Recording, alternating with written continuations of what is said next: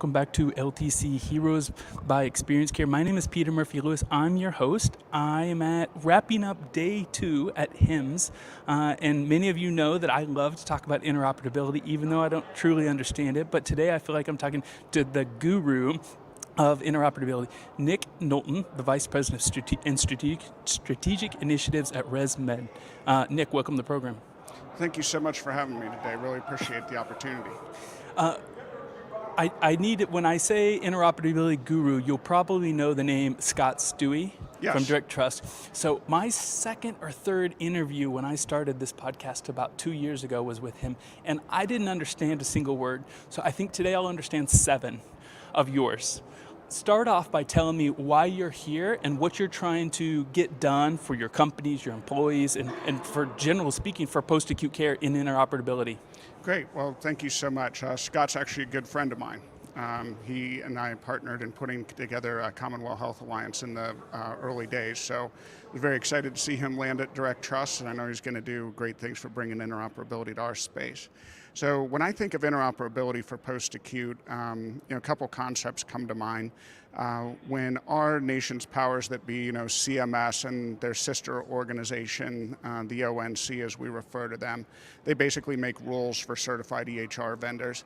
When they decided to push forward with a nationwide interoperability roadmap, the first concept I think for post-acute care providers would be, we got left behind. Our industry was not at the forefront when the interoperability roadmaps were designed. So there has been a much enriched and growing history of interoperability across the healthcare space.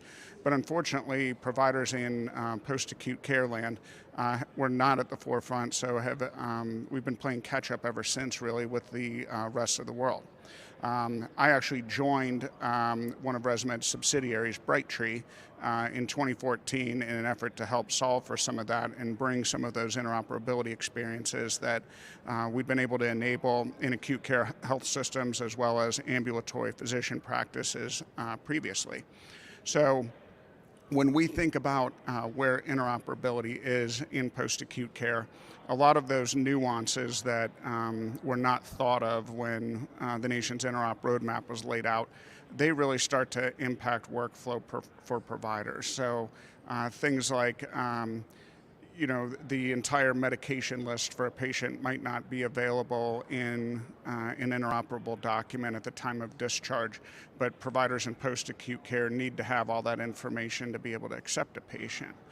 So problems like that, I think, were lost on the folks that were designing those roadmaps, and we've been undertaking efforts on behalf of the industry to be able to move that forward and better engage with not just the folks that make the rules, but other EHR vendors, other intermediaries such as discharge management systems, or other solutions that help solve for those interoperability gaps that exist specific to our industry. Nick, I want to ask about the state of optimism right now for interoperability. When I first got into long-term care about 2.5 years ago, and I would ask a CTO, 50% were hopeful that maybe we would have some type of serious interoperability in the next 2 or 3 years in long-term care. I don't know Scott's opinion right now. It might be a little bit more pessimistic, but I feel like what was trendy talking about 2 or 3 years ago is less on the forefront, and I don't know if that's out of desperation, out of pessimism, out of COVID, out of staffing. Am I wrong, and where are you on that? I don't think you're wrong. I think it's all of the above for the reasons. I mean, staffing has been a tremendous emerging challenge since the pandemic. Pandemic contact tracing, all sorts of issues have impacted our industries, in the past several years, and I would attribute that for maybe interoperability has not been quite as at the forefront of everybody's talking points for what their number one pains are, but I guarantee you it's still at the forefront of our minds for what we need to continue to help solve for.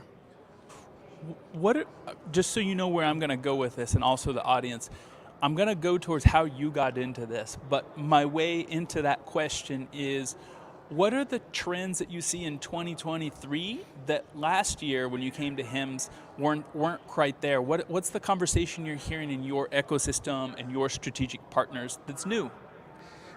Great question. I think that one of the biggest changes that I see this year is a lot of the groups that we speak to here at HIMMSS understand those differences in post-acute care and long-term care.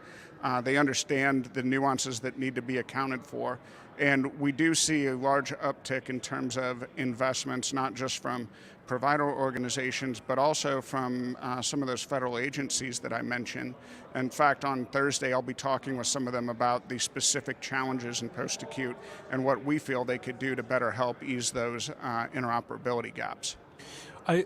When I received a press release from your PR agency or your employer in the last week, and everything went through it was talking about how acute providers only want to work with post-acute providers that work on these issues. Are there any statistics from that report that your name was on that you think were?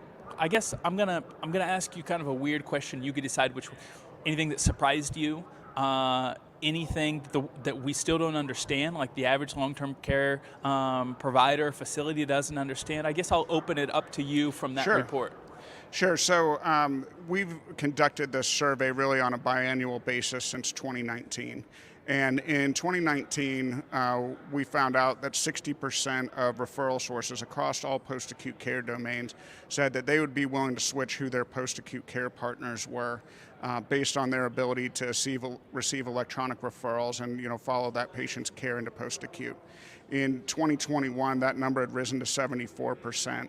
And now in 2023, it's up to 99% of referral sources feel that way.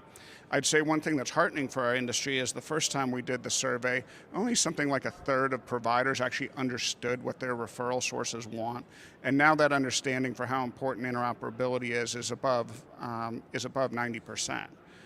So that is, I think, really important for us, because first we must understand the problem and then figure out, okay, if we can get folks from the industry behind initiatives to help solve for it, getting all the oars pulling in one direction, that is certainly of great help. Nick, as a interoperability insider, are there areas that you still don't understand, or are there unknowns for you? When you go to a meeting with your 5 peers, are there certain things that you're still trying to determine how the map's going to be? I don't know that there's a lack of understanding as much anymore. I'm always learning things from talking to customers and talking to providers who work in this space every single day, new challenges that arise. And as I mentioned at the start, the nuance for post-acute is very, very important. I think the key thing is getting the other stakeholders. Interoperability is a team sport. The key thing is getting the other stakeholders to understand how not addressing those nuances break workflows, cause lack of adoption of technology to be able to solve for these issues. I want to start to transition into your personal and professional story. How did you get into this space? And feel free to get into the weeds. I was interested in this. I had a mentor who was thrown into it. I was thrown into it because we had a problem and no one else was willing to tackle it. So interoperability to start, when I started at an ambulatory physician EHR vendor called Greenway. And the way I got there was one of my best friends happened to work there, and he called me up one day and he's like, "Why aren't you working in health information technology?" He said, "You have a degree in biochemistry," which I do, and I've programmed computers in a few different languages, most too archaic to be relevant to any of your listeners today, I'm sure. But the bottom line was he listed out a bunch of problems that they were looking to solve and finally convinced me to join the team. So it was really fun because super steep on the learning curve, having all these initial conversations like what Scott Stewie champions, direct trust. That technology was only just beginning to appear in acute care hospitals and ambulatory physician groups. So helping drive a culture of adoption across the industry for interoperability is really important for the patients, and if we want to achieve the so-called triple aim or now the quadruple aim, you absolutely have to have that. So being able to jump in at a pivotal time in the industry and talk through here's how we can make this a reality of providers, was really exciting for me. So after doing that for a few years in the physician EHR space, Brightree actually reached out to me and said, hey, post-acute care needs the same thing. So we started this journey at that point, and ResMed bought Brightree, and then we bought Matrix Care as well. So running the gamut of all the post-acute care solutions, the problems are, there's plenty to go around in terms of where we go from here. But a couple things I'll point out along that journey, when I made the transition from really working on the referral source health information technology side to our industry's health information technology side, I stopped to call up a few of my friends that were running ACOs or were CIOs at health systems or the lead physician at an ambulatory physician practice that was running a patient-centered medical home. And I asked them, for their key insights as to, how do you view post-acute care? Every single one of them used the phrase black hole. One of the reasons we started commissioning the survey is because you go through a conversation like that, what do you mean black hole? Well, I discharge these patients into post-acute and I have no idea what happens to them. It is really hard to quarterback their care when I'm under value-based reimbursement contracts and everything that our providers have to deal with today. So in talking to them about, well, where's this on your priority list?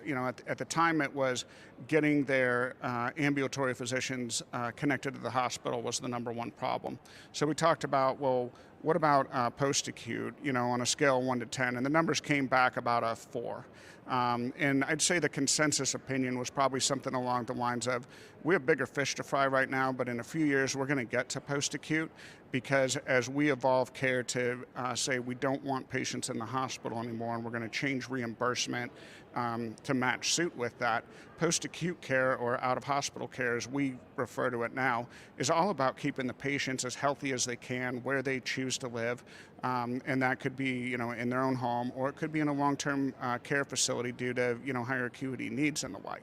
So a lot of my passion around this has been not just bringing technologies that should exist into a care sector that's always been underfunded, but in the twilight of their lives, I also took on some responsibilities as an adult child for 2 parents who unfortunately had some health issues.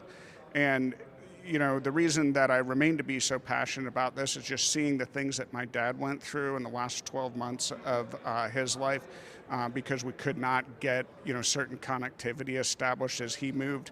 About I'd say it's a typical patient journey for a patient whose core problems were COPD and spinal stenosis, but the pandemic exacerbated all of that. The ability or the lack of ability to get in there and see him and talk to his care team. All of these things can be solved by interop. So that's why I remain really passionate about being engaged in in the process and finding novel solutions for addressing the needs of post-acute care. As we start to wrap up, Nick, I have a couple kind of questions from what you just stated. I wanted to ask you, what is your favorite part of the job? And I tend to phrase it in this way: if your CEO comes to you and says, Nick, we got to do some cuts. You're back to 4 days a week. We can't afford you on the 5th day. What's the thing you're going to raise your hand and be like, I'll do that part for free. Schedule me in. Right. Well, first and foremost, I hope I never get that question, but I love what I do. There's a word, I believe it's Japanese, I'm probably going to butcher the pronunciation, but ikigai. What are we good at in life? What are we passionate about? What do we feel we can have some impact on, and what can we build a career on? And this is mine.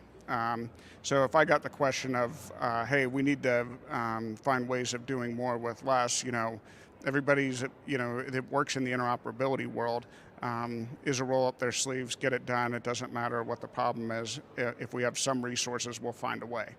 So, I think if you look at the post-acute care journey for interoperability enablement, a lot of that comes through, right? In the early days, we could just rely on barely survivable technologies for working with referral sources and the like, and now we have much better mechanisms for working with them. So as people see that level of advancement, they don't say, hey, we have to do less. If you've met our CEO, he's very passionate about, patient care, and that's, something that runs through all of ResMed. I imagine his approach would be, hey, we need 6 days a week focused on interoperability, not 5. My last question, Nick, is if you can explain in layman's terms how difficult, how big of a challenge is interoperability.